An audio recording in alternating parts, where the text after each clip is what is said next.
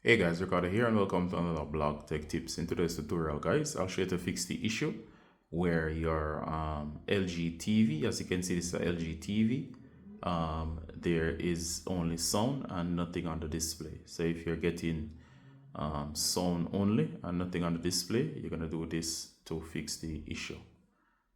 Let me go ahead and explain what's happening when you're having this problem. One, residual energy can build up in a TV and cause the display to not function, and as a result, when the screen is not functioning, you'll get sound, meaning that the TV is actually on but the display did not come on. So in order to fix this problem, what we would actually do in this case is to go ahead and unplug the TV. So you're going to go ahead and unplug the TV from the wall or outlet. Alright, so once you unplug the TV, you can go ahead and unplug it or simply turn it off. I recommend that you totally unplug it from the power source. So go ahead and unplug from the power source completely. Next, go ahead and find your power button, which is the physical button on the TV itself. It's usually beneath the logo. You can feel it, it's a button. It's actually a pressable or clickable button. If you can see beneath the TV, you should look. There should be a rounded button or a button with a power logo, or of course just a button. Usually it's a single button, and that is your power button. Do not use the power button on your remote, it will not work. It's best to use the one on the TV.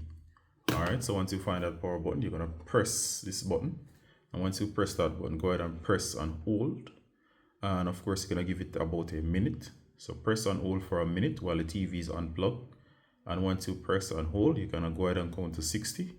So that's 60 seconds, so that's 1, 2, and you get the idea. After 60 seconds, go ahead and release the button. Plug the TV back in and go ahead and power.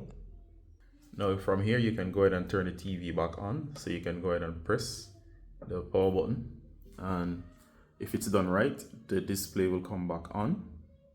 Alright, so as you can see, it's back up, and you can go ahead and unlock your device.